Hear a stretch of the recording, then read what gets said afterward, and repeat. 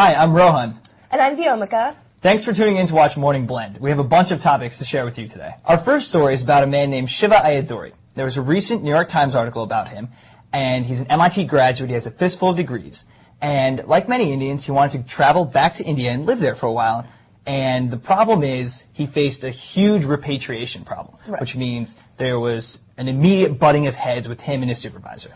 Mr. Ayyadurai was born in India, moved to the United States, grew up here, and then, always said he wanted to go back. Exactly. And there was a study conducted by Harvard University which estimates that in the next 5 years, over 100,000 Indian Americans will make that move back to India. And the question is, can they do it? Is assimilation possible? Exactly. And I would say that India has a long way to go when it comes to assimilating back its successful immigrants, mostly from the United States, that are coming back for whatever reason, whether it be to help out, whether they feel the need that they can make more money, the cost of living is lower, whatever it may be. Clearly, they have a whole host of things to catch up on in terms of bureaucracy, corruption, and just the way they operate. And, I mean, that same study by Harvard said that almost 34%, so over a third of these people who are making that move back can't handle it and are coming back, as opposed to just 13% of Indian immigrants coming into the United States. To be honest, I think it's to be expected. You grow up here, you grow up in the American culture. It's to be expected that when you go to a third world country, for all intents and purposes, you're gonna have to face a problem. I understand that we have an advantage growing up in a sort of Indian culture here. You and I both speak Hindi. I think we grow up with an understanding of the culture. And that's the issue, exactly. But when you go there, you have to live day to day there. It's not about knowing the culture or about knowing the language. You have to be able to adjust to life there. And the problem is, when Indians travel back to India, because of the color of their skin, how they look, everyone automatically thinks that they know how the system is run, who to pay off when, whatever it may be. This is a quote from the article, that meetings would be scheduled for 2 and start at 5. Exactly. Indian Standard Time. We joke about it, but the thing is, you have to live in that there. But this is something that's going to hold India back for a long time. When Manmohan Singh, the Prime Minister, came to the state dinner, he said to all the Indians at the embassy later that week, he said, "I welcome all of you back with open arms. Please come back and help our country."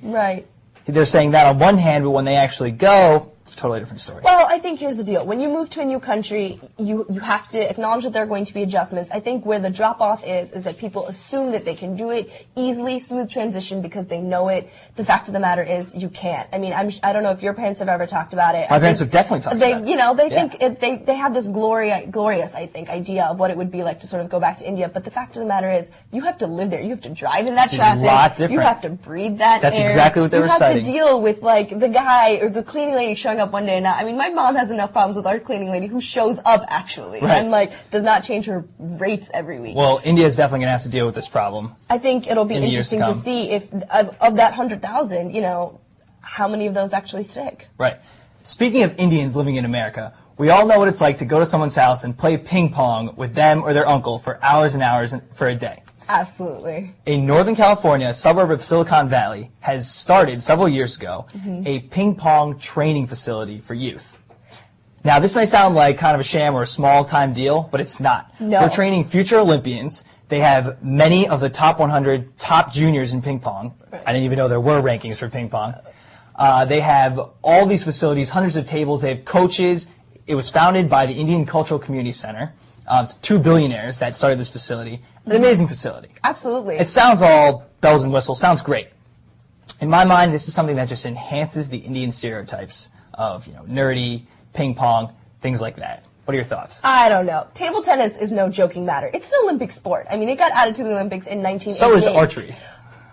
And it's a sport. I mean, it is what it is. But what you have to look at is in those lists of table tennis medal winners, all of them, overwhelming majority, are either Chinese or Korean. And the only, Western world winners in the past, 21 years now have been from France and from, I think, Switzerland. And the fact that this Indian American community is fostering a growing movement to bring back an American resurgence in an Olympic sport, I think is great. I should say caveat, think sports is the answer. I mean, I think that sports is a great way to assimilate as a culture group. And I think that table tennis, I mean, it's kind of funny. There was a movie about it a couple years ago. Yeah, Balls of Fury. Balls of Fury. And it's just, I think this is great. I think it's another whole way of us to fit into a stereotype. Let's take, for example, the spelling bee. We all know that Indians have found their niche market in the spelling bee, and that's the only time we get on ESPN And it's sad to say, but we got on ESPN when we're in the spelling bee, and that's great. But this ping pong thing is just another way that people can say, oh, Indians are nerdy, all they do is math and play ping pong and do chess. Well, yes and no. I mean, there are lots of sports in the Olympics that are somewhat obsolete on the side, like, you know, synchronized swimming. And only when an American team becomes really good, and only when there's like the great American hope athlete, does the rest of the country get behind it. So you're telling me that this 18, 19-year-old table tennis prodigy coming out of, you know, Northern California 14, is like, 15-year-old. Well, yes, right now. You have to be at least 16 to compete in the Olympics, I believe. So when they come out and they, you know, are the face of, like, out of nowhere of American table tennis. I agree. I think it'd be amazing. I would jump on the bandwagon at that point. So and so I would totally watch it too. Well, here's something that's got me all riled up. Do you watch Glee? I don't watch Glee, but I watch a couple of the other shows you're about to mention. Yes, Scrubs. Chuck, my favorite show. Sarah's so good looking. Well, here's the deal. On all of these shows, there is an Indian or South Asian, let's say, character. Indian looking, at least. Indian, definitely South Asian. Right. There's no denying that. There's Principal Figgins on Glee. He's the principal.